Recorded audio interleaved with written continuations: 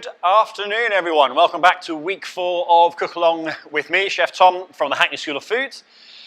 We hope you've been enjoying the snow outside. We've been creating snowball fights and snow arenas in our gardens and keeping an eye on our little vegetable patch, making sure everyone's happy.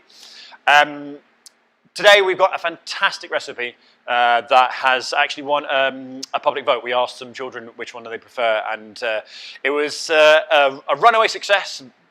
This was versus sweet potato savoury muffins, but our cheese and spinach scones won out in the end. So this is a really fantastic recipe, one that I've adapted from a recipe that we usually teach to our year 1s and 2s here at the Hackney School of Food. So it's a really great thing for anyone and everyone to get involved with. Little hands, big hands. We hope you enjoy it. We hope you cook along with us. If not, remember guys, all our videos and the recipes are on the website, hackneyschooloffood.com. All the old ones, so the last 3 weeks we've had soup, we've had bread, we had flatbreads and veggies. All of those are on the website. So if you want to go back and see any of those, if you've missed them or just want to recreate them, the recipes and the videos are up there at the moment. A couple of things just to let you know before we get started. First of all, your oven should be on. Okay, if you haven't done them just yet, pop them on now. They should be at 220 degrees C. That's gas mark 7. So the oven needs to be nice and warm. Whenever you bake or roast, you want your oven to be nice and hot so we get things going really quickly. And your butter, okay, should have only just come out of the fridge. It's nice and cold. If it's been out for a little while, don't worry, we can work around it. But the best way to do it for doing this is getting cold butter from the fridge. I have all my ingredients out in front of me, which I'll just talk you through in just a moment. But just a reminder, your oven's 220 degrees C, that's gas mark 7, and they'll be nice and warm for us when we start baking. I'm going to quickly just change the camera so that you can see what I'm working with today. So our ingredients are wholemeal flour or plain flour. I also really like to use spelt in this if you've got it, or gluten-free temperatures. Gluten-free flours are actually fine. Cat roof, I've just noticed temperature on fan, that is 220, okay? That'll be fine. And my oven's 220 on fan. I've just noticed that question coming in. Thank you for asking. So back to my ingredients. So I've got flour. There's 250 grams of flour. We've got baking powder. We've got salt. We've got milk. I'm using whole milk, but you can use semi-skimmed or a non-dairy alternative. Butter, cold, just out of the fridge. And then we also have some spinach and some cheese. I'm using cheddar today, but feta works equally well. Sometimes in the summertime when our sorrel has been growing really strong in our gardens, we use that in there. But some greens and some cheese, really delicious addition to that. So that's for our scones. The other thing that we're going to be making today is an apple and carrot coleslaw, or rather just slaw. A few ingredients here. So we've got an apple. I've got a delicious little seasonal British one, a little Urgemont Russell.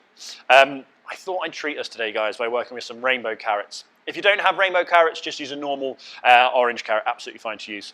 I've got some baby gem lettuce, but if you have anything like romaine or iceberg, something crunchy, half a lemon, and some herbs, okay? I've picked mine straight from the garden. Chervil, chives, parsley, absolutely amazing. Will work really well on this. We've also got a few seeds, so pumpkin and sunflower I've got a mix of in here. Whatever you need to use at home. Some olive oil, and for me, a little pinch of pepper.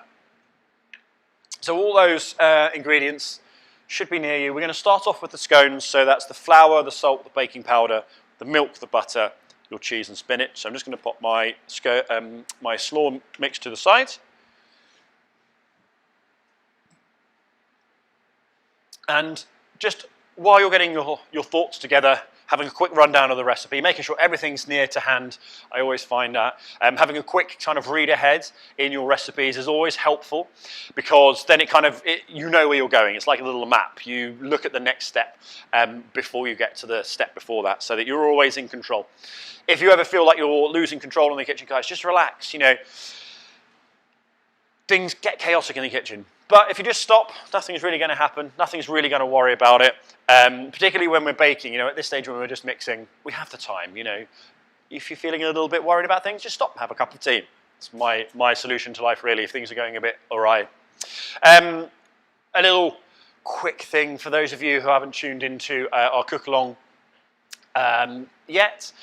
My name is Chef Tom. I'm the head food educator at the Hackney School of Foods, and we are a dedicated food education hub where we teach primarily school children, so primary school children, up through adults, so we do community lessons, and we will also in the future look to doing corporate lessons. At the moment, we're having a little look at what we can provide online.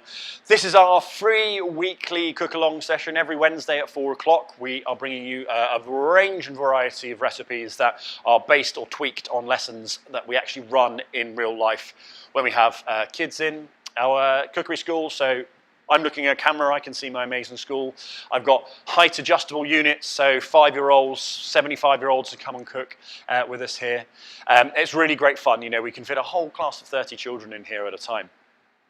If you want to come down and see us, do come and see us when we're allowed to, guys. It'd be really fun to have real life people. I love, you know, teaching people how to cook. Love talking about food. It's just really good fun, and people can actually laugh at my jokes when you're in the room with me. So it's always a good thing for the little ego boost. We're a joint collaboration between Chefs and Schools and Leap Federation. Chefs and Schools is a charity who are revolutionising school food by bringing fresh produce and upskilling kitchen teams by combining chefs and kitchen teams and training all together. There's about 35 of them in London at the moment, working towards that goal of 100 in London by the end of the year. And we work with Leap Federation, which is a federation of 3 primary schools in Hackney. Hackney School of Food is actually based on the site of one of the Mandeville School in Clapton. So do come down, see us, check us out. Check out our website, hackneyschooloffood.com, or chefsandschools.org.uk. We've got some really lovely stories to share with you, and we'd love to see you in person. Hopefully we'll run an event in the springtime and the summertime when we're allowed, so you can come and check us out on our lovely gardens and our lovely space. But for now, hopefully you're ready, your ingredients are set, your ovens are on, we can start cooking soon. Quick reminder that I have the lovely Calton in the room with us. She is going to be answering any questions on the chat box, so if you do have any, pop them in there. We will try and catch up. You know, if I miss you as they come down, Calton will shout them out to me, we'll catch you up, all right? But I'll take it nice and slow. It's a really great recipe so that you can just cook along at home. It'd be fantastic. So, we're going to start with our cheese and spinach scones, or scones. Scones, however you want to say it, doesn't really matter. Remember, guys, our recipe, really quickly again, is flour, salt, baking powder, butter, milk, and then spinach and cheese. So really easy recipes, and I'll tell you as I go along. But remember that the recipe is on our website, hackneyschooloffood.com, to check us out if you need to. So, in my bowl, 250 grams. I'm using wholemeal flour. As I say, plain flour is great, or you can do a half and half. For those of you tuned in last week with our flatbreads, we did 100 grams of white flour, 100 grams of wholemeal flour. That gives you a really lovely flavour. Or spelt flour, or this also works really well with gluten-free flour. So just replace that with your favourite gluten-free flour. I'm making a little well in the middle. And then I'm going to add in 2 teaspoons, level teaspoons, so not huge amounts of baking powder. This is going to give us our lift, our little fluffing and puffing up of our mix. And then I'm going to go with a pinch of salt. Now, normally this recipe, this kind of amount of flour, would take a half a teaspoon, but this is going to be less than that because we're adding in our cheese. Our cheese is salty, particularly if you go for something strong like a Parmesan. It's going to be super salty, or feta or things like that, so we don't need to add too much. So, flour, baking powder, and salt is all in here. Okay, just quickly, I'm going to chop up my butter. So this butter has just come from the fridge. It's nice and cold. And traditionally, actually, guys, you would grab a knife and you just chop it up into tiny, tiny cubes. What I'm going to do is I'm going to do a little cheat. Okay, and this is something that I do every time at home if I'm making pastry or things like scones, is I get a grater. Okay, this is the cheat's way of doing it. We're going to use the holes in the grater like that, just like you would be grating cheese. And this is why it's really important if you've got cold butter, because it will just grate nicely. You can see coming out the bottom there. What this does is it sort of does the job of cubing and making it smaller for us, which makes our life so much easier when we try, there we go, to mix it with our hands later. Anything that's cold on the inside, get that hand in there and just pull it out, okay? Popping that into the sink, and then this is the trick, okay? All tiny bits, and then we just start mixing it together. And what we do is we sort of gently squeeze that in our fingers. Now we're not just picking it up and squishing it, because we want that butter to stay cool, and our hands are very, very warm. If you've got very warm hands, I'm afraid to say that you may not be a great pastry chef, like myself, but try not to touch it that often, keeping your fingertips rather than your palms of your fingers there. What you're doing is just squishing and rubbing that flour and butter together. And what this does is it creates a really nice beginning of our dough. There we go. You can see I'm just kind of like using my thumbs any which way you kind of feel like it. If you want to do this in a food processor, this is also a really quick thing to do, is you just pop everything in, the flour, the butter, the baking powder and the salt, and you just pulse it until you have this sort of breadcrumby looking thing. So it looks like someone's just taken all your bread and grated it down into little crumbs. So once you have that fairly even, no big lumps, see how quick that is? That's the beauty of our grated butter. Really quick, simple, little cheat for you there. Okay, so butter has been grated in with my flour, with my salt and my baking powder. I'm just going to make a little well here. Next thing we're going to do is add in our spinach and cheese. Okay, always add in all of your dry ingredients before we get to the wet ingredients. The spinach is really simple. Using your hands just to rip, tear, chuck in stalks and all. Okay, like this. If you wanted to turn these scones into bright green things, what you do is you'd sort of slightly cook, like slightly steam or wilt the spinach to begin with, and then squeeze all the juice into it. So then what happens is it goes green, or if you're using a food processor, pulsing it in with the flour and the butter gives it a really green, amazing colour all the way through. So I've just mixed all that spinach through. Again, I'm going to create a little well in the middle again, and this time ripping the cheese. Now I like to come across like sort of little deposits, little kind of veins of cheese in here. So that's why I prefer to squish them in my hands. But if you're using a grater, that's fine to do as well. It will give you actually an even distribution of the cheese inside. There we go, squeezing that all in so that we get that cheese in the middle. And I always try and work with the fingers so that they're just breaking them apart, and then go into the middle, and then once you've done that, look at this. Now, I've done it mixing everything by my hand so far. Another well. The well is always a helpful tool for you to keep things tidy when you're working. So in here, God, it smells already so good already. To my wooden spoon, and to my milk. I'm going to pour half the milk in, and just slowly combine that in the middle. Slowly, slowly. And once that first set of milk has been combined, then I pour in the rest of it, just on top. And then we mix it all together. Now, you might find, try and keeping it in the bowl, but don't worry if not, because we're going to turn that onto the side in a moment. One of my mottos is the more mess you make, the more fun you have. So please do take advantage of that. But anyone else who's listening at home, there's also no playtime without tidy up time. So do remember that a tidy chef is a happy chef. Make that mess, but do tidy up after yourselves. Get all of your dough, your batter now, out of your bowl. And we're just very quickly going to knead this. So if you have a little bit of extra flour to the sides, just pop a little bit on your hands and a little bit on your workbench. And this is really quick kneading, okay? We're not turning this into massive loaves of bread or stretchy pizza doughs, anything like that. It's just to activate the gluten a little bit. For those of you using gluten flour, this is just sort of a gluten-free flour, sorry. This is just a little bit of combining it. You might find it a little bit sticky. But as you're working, you'll notice that it kind of, it smooths the outside. It's just a couple of minutes of you doing this, like so. If it gets sticky, just stop, add a bit of flour. My Italian chef that I used to work with used to say, wash your hands in flour when you are using bread. And what that means is that your hands, don't wash them every time, get rid of that stickiness. A bit of flour on your hands, that's really going to help you to build up an anti-stick layer, basically. So we're just pushing it forward. That stretches it out. We're going to fold it back, and that gives you a nice tight edge, and then we twist it so that we're just doing all of it. So we kind of do one, fold back, twist, push out, fold back, twist, and you do that a few times until you're happy, like so. At this point, I take a piece of paper, parchment paper, pop it onto my baking tray, and I'm just going to push that down flat.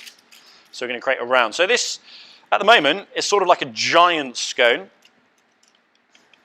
And this is what I like to do with this. Is this kind of like a sharing scone almost. So we've got a big flat one like this. If you wanted to make proper sort of like traditional style scones, you'd just make them into little balls and push them flat. What I do with this is I get my little dough scraper or just a table knife to do, that'd be fine. And I create a line, and I make these into little wedges. So that as it bakes, later on, these will puff up, and then you can just break them. So you can see I've not cut all the way through. It's just about halfway. Just going to make sure that those lines really are well defined by going over the lines a second time. And there we are. Okay, so that is our really simple dough for our scone, ready to bake. Remember, the oven's 220 degrees or gas mark 7. I'm just going to pop that to one side for a second. And have a little tidy. We don't want to put it straight in the oven. It's resting just for a couple of minutes. What happens there is that you're letting everything just kind of relax. You can see what I'm doing here is I'm just tidying as I go. These things are indispensable, guys, if you have them, okay? Now, we are going to quickly just whiz you over to the oven. And our tray, it's all cut, remember, at halfway down. 220 degrees. And as we pop it in, get the camera to follow me. There we go, pop over here. In we go. 220 degrees. Now we want to set that to 15 minutes.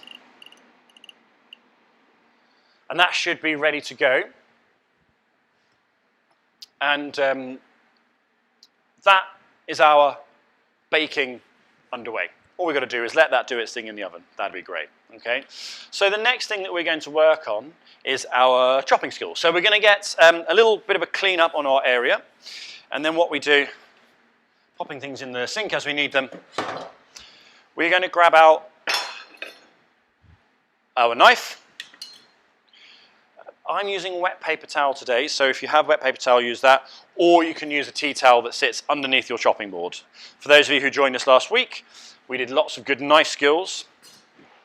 And this is the same thing, so wet paper towel underneath the chopping board, making sure that it's not going to wobble. And we have our knife. We also, remember, try and work tidily. So we have a bin bowl, that's going to be our extra stage. And then I have just used my grater to use the cheese. I've cheated, so I need to grab another one out. But while I'm doing that, I'm going to quickly remind you of what you need for the next stage is an apple, a carrot, or in my case, I've got 3 carrots, a baby gem lettuce, half a lemon, some herb, some seeds, some olive oil, and then a pinch of salt and a pinch of pepper. And count them, my saviour. Thank you very much. Thank you. Before we get chopping, I'm going to bring my frying pan into view here. So our frying pan needs to sit on about a medium-high temperature. So we're going to put our seeds in straight away. And then that's going to go on a medium-high. So for me, that's a 7. And we just have to be careful now while that's warming up. But that's just happening over there. That's easy. We put the seeds in, we turn it on. The seeds are going to tell us when they're ready to go. So remember, gang, when you're working with knives, they are sharp. A sharp knife is actually much better for you because it's going to cut things a lot easier. You're not going to put so much pressure on them. And it means that if you do accidentally cut yourself, the cut is a lot cleaner so that it will heal quicker. I found that out many a time in my long career as a chef and working in food. A sharp knife is your friend, okay? So a very quick reminder of how to hold your knife. We're using a cook's knife here, okay? You make this little lobster claw, okay? So your thumb and pointer finger grip the middle of the knife like this, okay? So it's kind of like a seesaw, it's in the middle. Gives it a good wobble. Your 3 spare fingers then hold onto the handle. So as you can see, I've got my pinch into the knife like so, which is in the middle, and my 3 fingers just tucked away. And you can see right there that my finger is really tucked away from the edge. Some of you will be used to using your knife like this. This means that your knife might wobble. If a knife wobbles when you're working, you're more likely to hurt yourself. If anyone is using a smaller knife, like a paring knife, one like this, just grip it like in a fist, so the knife is coming out one way. With this, because it's such a small knife, you do need more control. Your finger goes on the top like this. So this is okay to have your finger on top to give you a bit of pressure, give you a bit of control. But when you're working with a big knife like this, things get a bit more wobbly. And we don't want wobbles, because wobbles ends up with blue plasters. A quick reminder of what we have to chop. Baby gem lettuce. We're going to grate some carrot, some apple, and I've got a herb, some lemon, and some olive oil. Okay. Now, my pan, I can feel my pan warming up. I'm just going to give this a little shake. Okay, you can see over here, there's a little shake going on in my pan. That's just to make sure that nothing is sticking too much. But these, it's kind of like popcorn of what's going on in here. They're going to pop and crack and explode when they are ready. And you will hear them, might even begin to smell them, okay? I can see actually some of them are just beginning to move around. This is really fun. This is one of my favorite smells and sounds in the kitchen while that's happening over there, okay? So that's on a medium-high heat. The seeds went in, and then we turn the pan on. So the pan isn't hot when we add the seeds. Remember that underneath your chopping board, you have some paper towel, or in my instance, some wet paper there, or your tea towel. That's going to stop it from moving around. Okay, and I'm going to grate using my large section on the grater. I'm going to start off with this beautiful apple. Now, this apple, I'm using a green one, but this is actually a really nice in-season apple. Okay, so apples last the winter through. They're harvested in the autumn, and they're stored right, and they last all the way through. This is a British apple. This is an Ergemont russet. Russet usually means red. But this one's green, as you can see. It's got a really nice sharp flavour. Not too sour, it's not like a cooking apple, but it just lends itself really well to a slaw like we've got here. So a good, lovely apple. Check it out, guys. What we do now is we grate, okay? Do watch those fingers. We don't want to grate the seeds into it, so as we grate down, just being careful that we are keeping an eye on what's going on in here. No seeds yet. Okay, we're just beginning to get to where the seeds should be. This looks like that my seeds have actually this apple's not grown any seeds. But I'm going to just pause, turn it around, so I can still grip it, and then go on the next quarter. So as I'm grating, just keeping an eye on what's happening, you should be able to tell where the seeds are because you're using the pit there and the end of it there to give you a rough idea. Turn it around again, and we'll grate down. And then lastly, we'll turn it around one more time to grate down. Now, the only piece of apple that I tend not to eat is the little bit that hangs on the top of the... Because this bit up here, this is delicious. This is really flavoursome. So I'm going to try and get as much of that apple into my grater as possible. There does come a point where you kind of have to give up because you'll end up with your fingernails in the slaw, and that is not a tasty bonus. I can just begin to hear, you may not hear it on my microphone, that my seeds are beginning to pop. If I do this little shake, you'll get to see, I'm going to bring this close to my microphone, maybe you can hear it, as it clicks and pops. It's sort of like a fire crackling. But you'll see that you've got some ones that look like they're trying to take their jackets off, particularly with the pumpkin seeds. That means that they're ready, okay? When you can smell the toastedness, when you can see the cracks, when you can hear them, maybe a little bit of brown spotting as well, then we turn our heat off. And we just leave them in the frying pan, because that's hot enough now just to finish the job. Okay, so my pan is now off. So once you've got the smell, once you can hear them popping, once you can see the jackets kind of like cracking open, then we turn the heat off. Okay. This sometimes is where cooking is a little bit fraught because you're jumping between your one section and another section. But don't worry, guys. Everything's going in. Everything's going according to plan. Our apple, let's give this a little tap now, making sure that all those bits come out. We're going to pop straight into my mixing bowl. Look how much apple came out of this. Now, we don't want our apples too brown, because what happens if you kind of, you can do this a little experiment at home for yourself. Bite an apple, put it on the side, and you'll come back to it half an hour later and it'll have gone brown. To stop that happening with this, we're going to squeeze our lemon juice over the top. So half a lemon. This one doesn't look like any pips, but what we want to do, just to double check that, is hold my hand over the top and just squeeze the juice through. And look at that. I was lucky that I did do that because I managed to catch myself a pip. Those pips are very, very bitter. If you accidentally ever get one in a salad, don't assume it's a pine kernel, because they do not taste as good. Okay, all the juice has gone in on top, and we just then give it a little mix so that the lemon juice covers that apple. I'm going to pop that to the side. And now we're going to bring out a few of my favourite things to introduce children to when we're cooking in our kitchen, okay?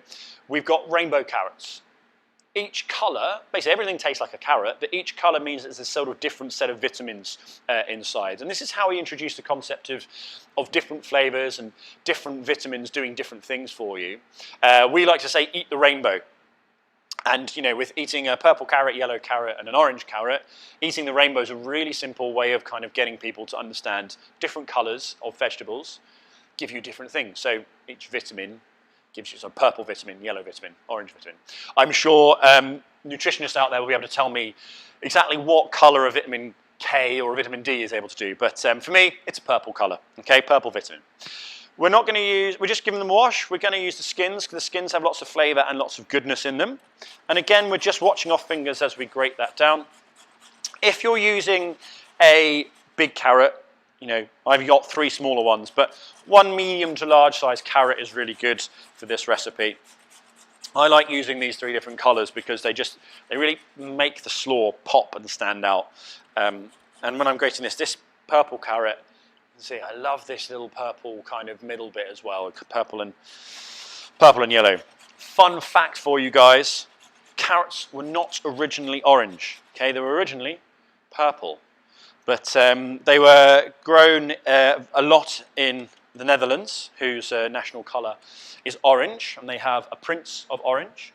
And they sort of bred these orange carrots so much as kind of became their national identity, the orange carrot. And orange carrots have lots of carotene in it, which is really good for helping you see in the dark. So vitamins really do help you. And I love talking about different ways that food has kind of been affected by and is affected by our culture and history. There we go. This is our slaw. We've got these lovely flavours and colours coming through, like so.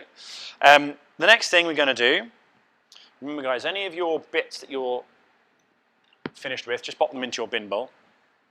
I'm just checking on my oven, and I've got a few minutes left. The next thing I'm going to do very quickly is we're going to take my gem lettuce. So I just want to take out this bit at the bottom.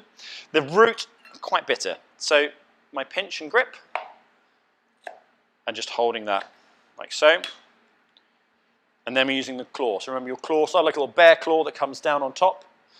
And then as we work with it, we're just doing that downward forward motion, downward forward.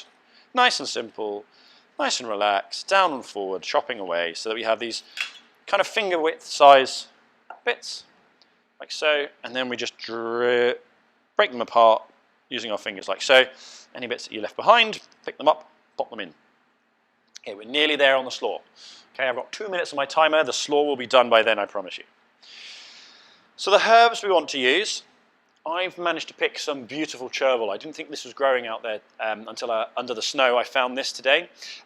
But chives, parsley, anything fresh and floral and soft herbs. So soft herbs means that they've got a soft stalk. That's really good. We want to bundle them up into a tight little package, and then using that rock chop and claw, and then we're going to use the cross chop to make it smaller. So remember, your knife comes across the top like this, and we go up and down just a few times on this, and then your herb gets sprinkled on top of your slaw like so. Okay, last thing to add in here is a little pinch of salt, a little pinch of pepper or chili flakes if you're in the mood, and then I'm going to add in a tablespoon of extra virgin olive oil, okay? And then we give that a mix. And this is such a beautiful, colourful thing. Lemon juice to give you a nice little bite of acidity, olive oil to bring things together, and lots of lovely flavours. There we go. Last thing to finish off this for, there, is we just sprinkle our seeds over the top, and that gives you an extra added crunch as well as seeds being so good for us. There we go, that's a little mixing bowl. Okay, we're now going to go over to the oven, and I just want to double check on what's happening inside there. Remember, gang, that your ovens are about 220 degrees or gas mark 7. But the oven that I use in our kitchen here at the School of Food is very powerful. So it's designed to cook lots and lots of things. It's a huge, huge oven. It's about half the size of me. So let's take a look at what's going on over there. That lovely, annoying beep that we've got. At this point, do remember to grab yourself a tea towel so that you're not going to burn your hands. And this should be, perfect. Making sure the oven's off there. Now, take a look at this. Okay, it's puffed up really well. I've got some nice golden brown bits going on with everything here. You can see cheese oozing out the corner. Absolutely delicious. We can't tuck into that straight away. We do need to leave it to cool down. It's very, very hot, so we'll burn ourselves. But what we actually want to do is leaving it to cool down. Okay, we should have some sort of rack to leave it to cool on. If you have one, just a normal cake sort of stand, which looks a little bit like this. Okay, some legs underneath it. Pop that off. Do remember to take the baking paper away from it, and that will leave it to cool underneath. Because what will happen is if you leave this to set underneath, you'll get lots of steam. You don't want the steam because it will make a soggy bottom. You want this to be nice and crispy. This is the bits that I love on cheesy bread, the bits that ooze out on the side and go all crispy. I'm going to leave that for a couple of minutes, really just to cool down, to make sure that we're not interrupting what's happening. Because at the moment, it's still actually cooking. The steam is inside here, and what happens is the steam it pops up and it expands like this. But if you were to cut into it, you'd let all the steam away. So you might risk the bread kind of sinking. So we're going to leave it for 5 minutes. Basically, this is always a baker's dilemma. You want to eat that bread because it tastes so good. It tastes so fresh immediately as it comes out of the oven. It's so yummy, and you just want to just get stuck into it. But leaving those extra 5-10 minutes is going to be really beneficial to how you bake your bread. And basically, when you're holding it, okay, it should be nicely warm to the touch. If you are touching it like this and you go, oh, that's really too hot for me, then it's going to be too hot for you to eat. So we're just waiting like that, absolutely fine. And you'll notice with my scores, okay, remember I didn't cut all the way down. It's about halfway down. And what happens there is you can now quite easily break this open. So if you pop that in the middle of a table, if you're having friends around for lunch and you've got a big bowl of coleslaw, you've got a nice cheesy scone here, you can just rip that open, okay? Smells like cake. Thank you very much, Caltum. I'll take that as a compliment. It's so good. What I'm going to do now, I'm just going to grab myself a plate so that we can share, because Caltum is almost... she can't contain herself. She's chomping. She's just ready to chomp into this, okay? So while I'm just leaving that to cool down, just a couple more minutes, I'm going to grab a spoon and serve some of my beautiful coleslaw on the side. Okay, you can see now, as I serve it, I've got these wonderful bits of colour running through. I've got bits of texture from my seeds. I've got wonderful crunch from my apples and my lettuce. There we go. And now here's the bit I know you've been waiting for. Carlton, I know you're waiting for this.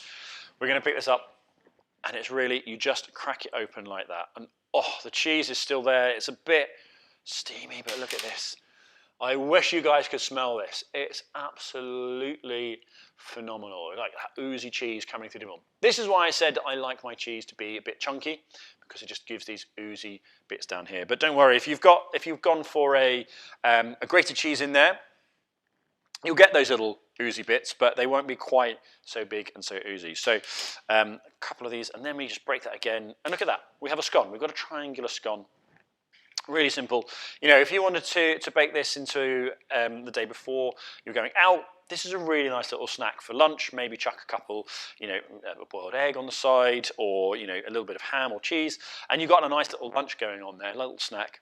The wholemeal flour gives you loads of great fibre, great energy. You've got such a different variety of vegetables and vitamins coming into your slaw. And that cheese, you know, cheese makes everything taste better. So that is our cheese and spinach scone with apple and carrot slaw. That's week 4 cooking, guys. Look how quick, how simple was that? We whizzed through it. This is going to be really tasty for you. I hope yours is doing really well. Please do send us pictures of what you've been up to. And how you've been cooking and what's going on in your own kitchen. We're hello@Hackney School of Food if you want to email us. Otherwise, guys, please do tag us on Instagram. We are Hackney School of Food. Or you can tag our partner Chefs in Schools _UK. There's lots of things going on at the moment, and we love to see what you're up to. Share, please do share, because it's one thing to cook like this where you can watch me, but I really do prefer when you're in front of me cooking. We can talk about what's happening. You can ask me questions about how you're baking, how you're getting along. We've had a really, really great session. All the recipe is on the website. This video will be uploaded to it tomorrow. All of our past videos are up there already for you. So week 1, we did a root veg soda bread. Week 2, we did a lovely tomato soup, which you've really needed this week with the cold weather. Last week, we did some beautiful, soft, chewy flatbreads with roasted vegetables. And obviously this week, our award-winning cheese and spinach scones with carrot and apple slaw. Next week, the recipe is up on the website already. We are going to be coming to you. It's half term, but we thought we'd treat you with an extra special thing that is one of my favorites. This isn't going to a vote, guys, because I just know you're going to love this recipe so much. We're going to learn how to make pasta. Pasta from scratch. Using our hands, we don't need a machine. We need a fork, a mixing bowl, and maybe a table knife. That's really about it. Obviously, we need a saucepan to cook with, but we're also going to make a fantastically quick tomato sauce, which is just a tomato and a grater. There's some extra flavourings in there, but tune in next week and I'll tell you what they are. So please do join us. Wednesdays at 4 o'clock during lockdown. Next week, fresh pasta. We're going to name Pici, Corteccia, and Orecchietti. Do some Googling, guys. Have a little look and find out why it's so great the Italians have so many different types of pasta. I'll give you a clue. There's 769 of them. Anybody in the chat bot next week, let me know what you found out, okay? Try and also tell me why they're called that, okay? This is what I love about pasta. So that's what we're looking forward to next week. We hope to see you there. And please do send us your pictures. And we will see you again next week. Thank you very much for joining in. Take care, happy cooking, and we'll see you soon.